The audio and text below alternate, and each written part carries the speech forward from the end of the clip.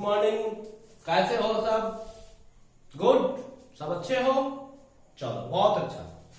आज हम दो चर वाले रैखिक समीकरण के शर्त को हम कैसे, दो चर वाले रैखिक समीकरण को हल कैसे करेंगे, उसके लिए जो शर्त है उसमें शर्त लेके आने जा रहा हूं।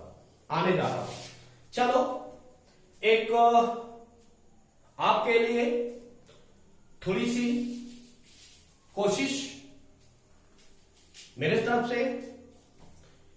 कहा जाता है कि जो आसमान को छूने की हौसला रखते हैं वो जमीन पर पड़े कदमों के निशान को गिना नहीं करते हैं। हौसला रखो, मंजिल तुम्हारे कदम चूमेगी। चलो इसके बाद मैं आगे बढ़ता हूं। हम पिछले क्लास में आपको बताए थे कि दो चर वाले रैखिक समीकरण को कैसे सोल्व करेंगे। उसमें आपको बताए थे उसकी विधि और शर्त। तो अब हम चलते हैं शर्त में। आपको बताया गया था शर्त को कहते हैं कंडीशन।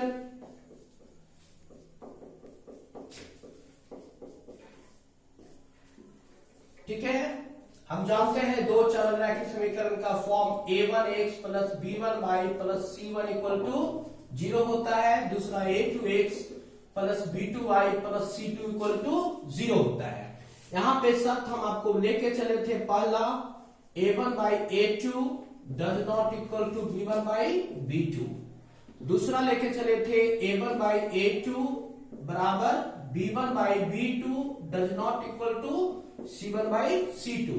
और तीसरा लेके चले थे a1 by a2 बराबर b1 by b2 बराबर c1 by c2। इस पर हम आपको पिछले क्लास में बताए थे। इसी पर क्वेश्चन हम लेके चल रहे हैं कि दो चर वाले रैखिक समीकरण का किसका हल होगा, किसका हल नहीं होगा। चलिए इस पर हम एक एग्जांपल्स लेते हैं।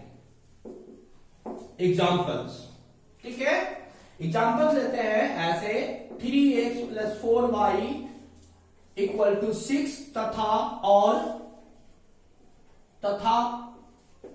4x plus ky equal to 5 में k का मान क्या होगा जब इसके अद्वितीय हल है।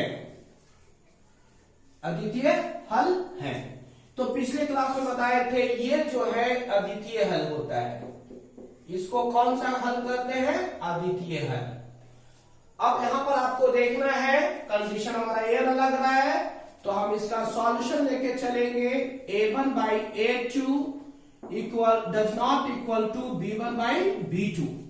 अब a1 हमारे पास 3 है, a2 हमारे पास 4 है, does not equal to b1 हमारे पास 4 है और यहां पर k है। यहां पर आप करोगे तिरछा तिरछी गुना, क्रॉस मल्टीप्लीकेशन से यहां से और यहां से ऐसे गुना होगा तो हो गया 3 इंटू के does not equal to 4 into 4। यानी यहां पे क्या हो गया 4 गुना 4। तो k does not equal to 16/3 अर्थात k का मान 16/3 नहीं होगा तब उसके कितने हल होंगे? अनगिनत। मतलब उसके कौन सा हल होंगे? अद्वितीय हल होंगे। इससे आपके क्वेश्चन आपके बोर्ड एग्जामिनेशन में कम से कम 2 मार्क्स के रहते हैं। इससे रिलेटेड 2 मार्क्स के क्वेश्चंस रहते हैं। तो आपके किताब में है ना बहुत सारे क्वेश्चंस मिलेंगे। आप किताब एनसीईआरटी इसको मिटाते हैं, समझ गए? फिर से मैं बता रहा हूं, इस टाइप का क्वेश्चन रहेगा। ए भी रह सकता है, ए भी रह सकता है, ए भी रह सकता है। इसके लिए हमारा कोई हल नहीं होता है, इसके लिए कोई हल नहीं होता है, इसके लिए अनेक हल है। तो इसमें कुछ भी पूछा जा सकता है। इस तीनों कंडीशन में कुछ भी पूछा जाएगा, इस तरह से हम बनाएंगे। इस पर एक क्वेश्चन मैं और लेके चलता हूं, ठीक है। आपके हम एक किताब से लेके चलता हूं, उस क्वेश्चन को हम लिखते हैं। अब देखिए कैसे बनता है। जैसे एग्जांपल्स में हम लेके चलते हैं, एक एग्जांपल्स लेके चलते हैं। देखो px plus 2y equal to 5 और है 3x plus y equal to 1 में P का मान क्या होगा, P का मान क्या होगा जब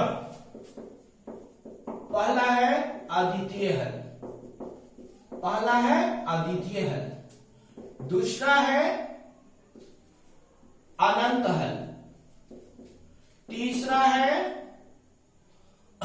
कोई हल नहीं, कोई हल नहीं।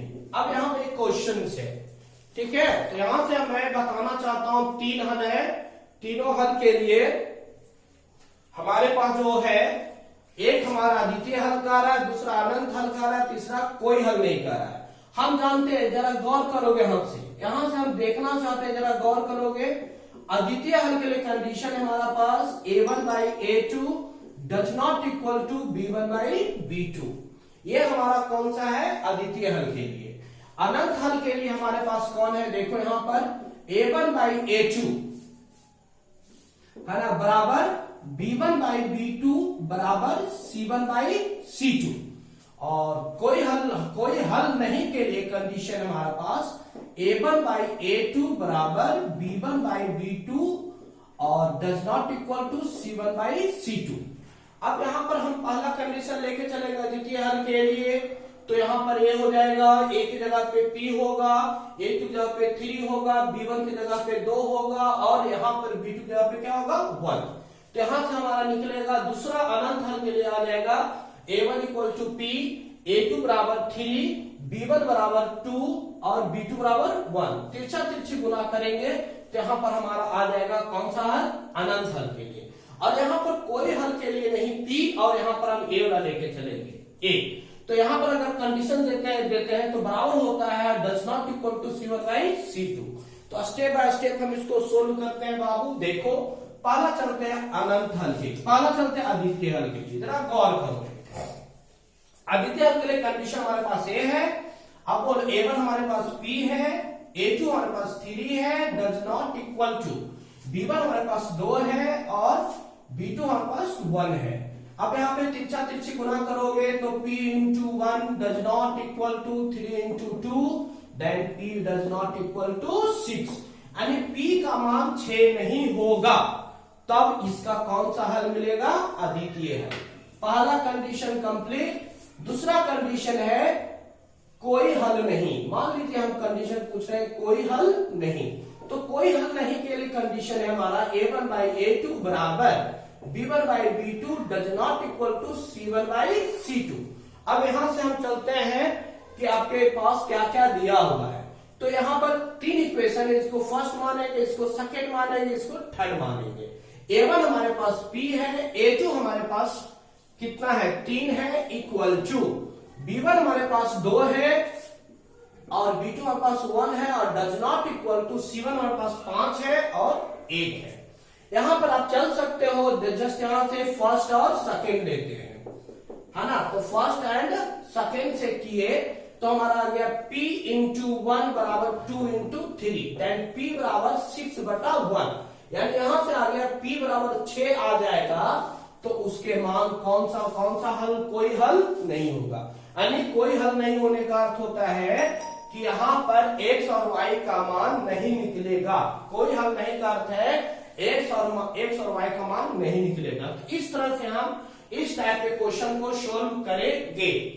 तो आप अपने किताब से इस क्वेश्चन को देखेंगे, बनाएंगे। आपके पास किताब जो भी हो, ठीक है, या आर्य सवाल हो, आर्य सवाल पढ़ते हो, उसमें भी बहुत सारे क्वेश्चंस मिलते हैं इंग्लिश मीडियम के बच्चों के लिए। और हिंदी मीडियम के बच्चे जो आप बिहार बोर्ड से पढ़ते हो, उसमें आप एनसीईआरटी यूज कर सकते हो, है ना। भारती भवन है, केसी सिन्हा, बहुत सारे राइटर की किताब मिलेंगे। इस तरह से आप क्वेश्चन बनाइए। नहीं बनेगा को जो पूछना है आप मेरे व्हाट्सएप नंबर पे आइए, पूछिए, उसको हम बताएंगे। चलिए अब पहले हम इसको थ्योरी बता देना चाहते हैं, उसके बाद हम आपके प्रॉब्लम पर आएंगे। पहले टोटल थ्योरी बता देते हैं। हम आपको बताए थे दो चर वाले रैखिक समीकरण को हल करने की विधि। दो चर वाले रैखिक समीकरण को हल करने की विधि। देखिएगा पिछले अथी में हम आपको बताए हैं कि इसकी 5 विधि है और पहली विधि को कहते हैं विलोपन विधि। कौन सी विधि कहते हैं बाबू? विलोपन विधि। विलोपन विधि को हम एलिमिनेशन कहते हैं। Elimination, ELEMINATION, elimination process. ठीक है, इसी को आज हम सोल्व करेंगे। ठीक है, बिल्कुल गौर से देखोगे। विलोपन, विलोपन का अर्थ होता है लुप्त करना। विलोपन का अर्थ होता है लुप्त करना। लुप्त करना तो किसको लुप्त करना है? चर को। तो चर को लुप्त करना है तो चर हमारे पास दो है, एक्स और वाई।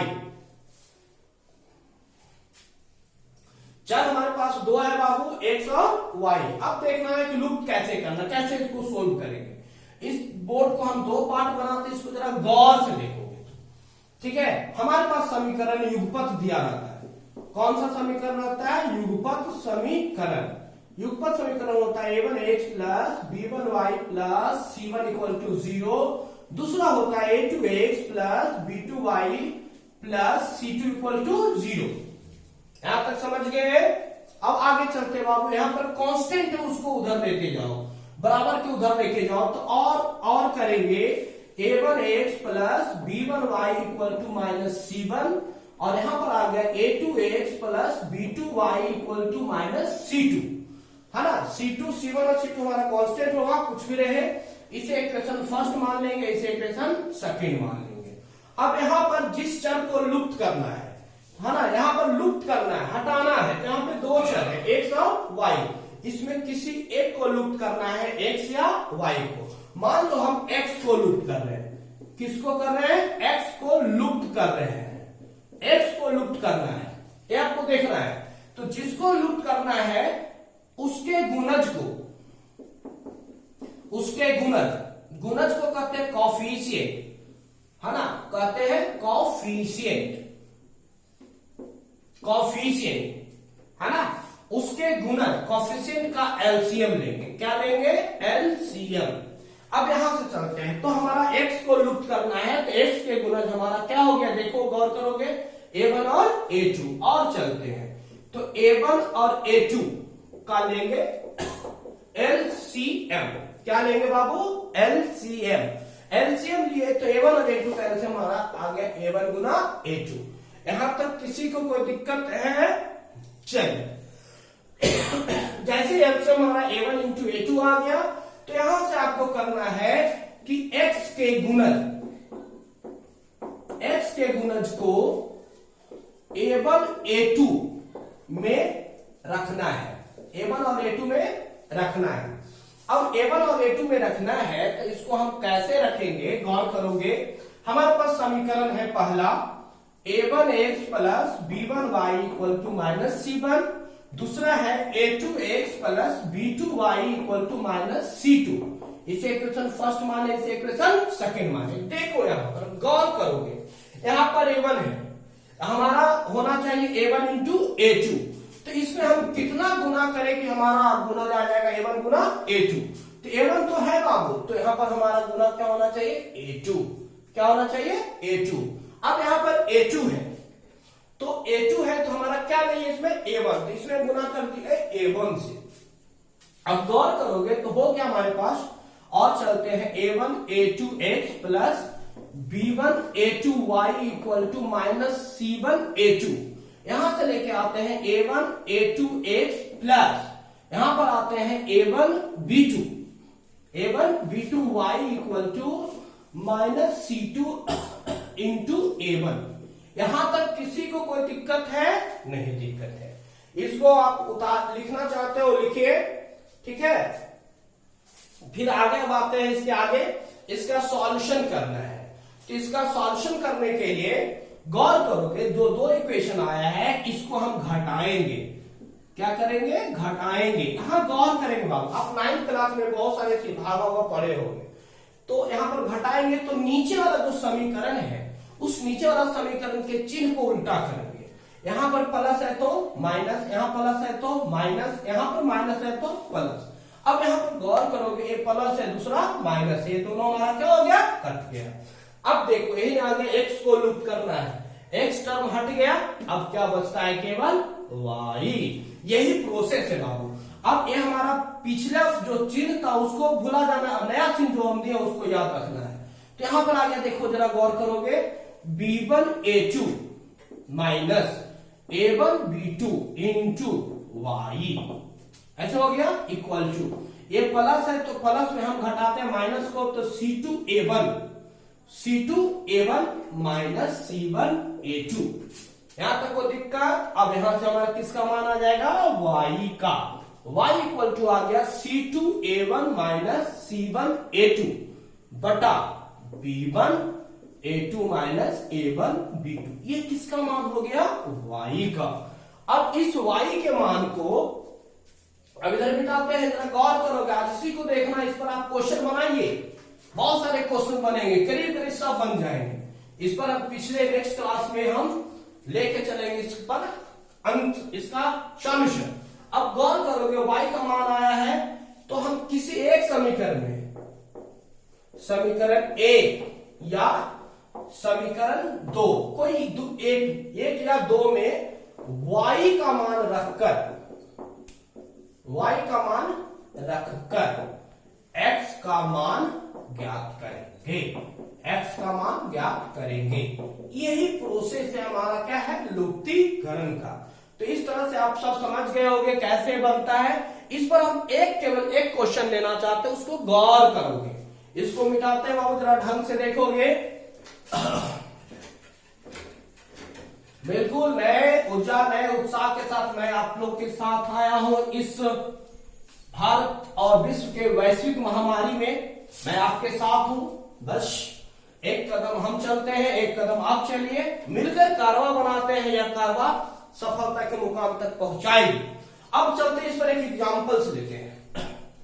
गौर करोगे कि क्वेश्चन से बाबू देखो, 3x प्लस 4y प्लस 6 पहला है इक्वल टू 0, तथा दूसरा है 2x, यहां पर 4 है बाबू, 2x plus 6y minus 3 equal to 0 का हल निकाले। क्वेश्चन ऐसे, ठीक है। तो पहले आपको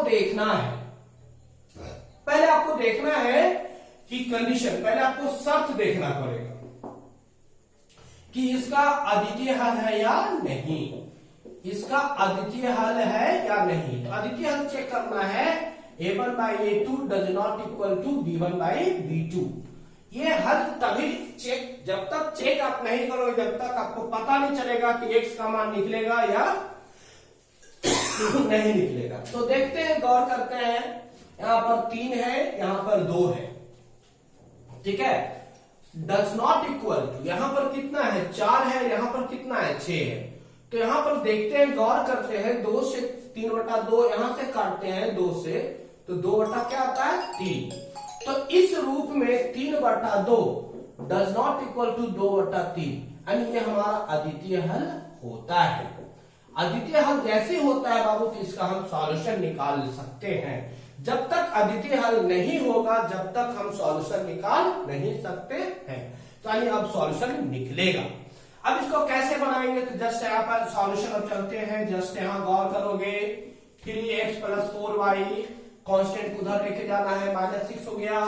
फिर यहाँ पर 2x प्लस 6y, कांस्टेंट को उधर ले गए, +3 हो गया। इसे इक्वेशन फर्स्ट मानेंगे, इसे इक्वेशन सेकंड मानेंगे।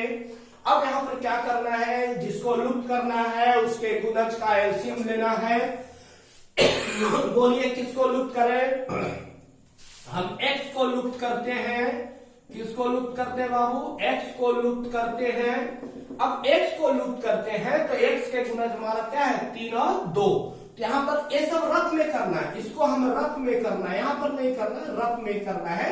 हम अपने पेज के पीछे में आप रफ कीजिए, बगल में साइड में करके लिखिए। तो रफ में करना, x को लुप्त करते हैं तो x में लुप्त करने के लिए 3 और 2, 3 2 का हम क्या लिखे? LCM। तो 3 2 का एलसीएम कितना होगा? 6। अर्थात x के गुणज को हमारा 6 आना है। कितना आना है बाबू? 6। तो जस्ट यहां देखोगे 3x plus 4y equal to -6, दूसरा है 2x plus 6y equal to +3, equation first है, इक्वेशन सेकेंड है।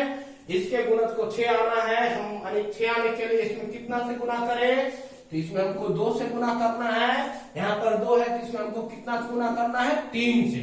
अब जैसे हम गुना करते हैं तो गौर करते हो, यहाँ पर गौर करेंगे, यहाँ पर क्या होता है, 3 दूना 6x प्लस 4 दूना 8y इक्वल टू -12।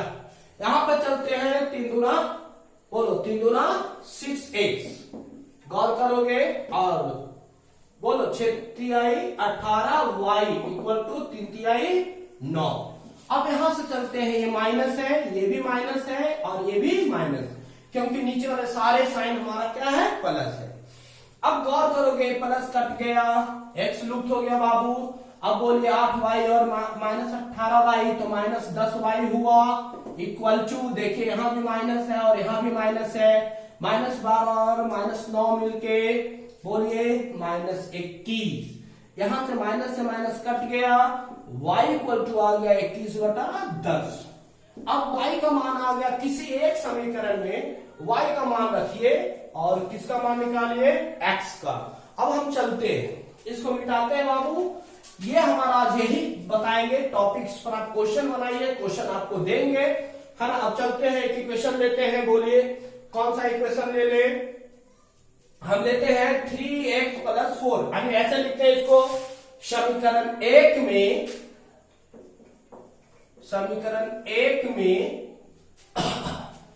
y का मान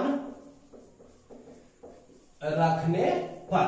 समीकरण 1 हमारा क्या है, बोलिए 3x + 4y = -6।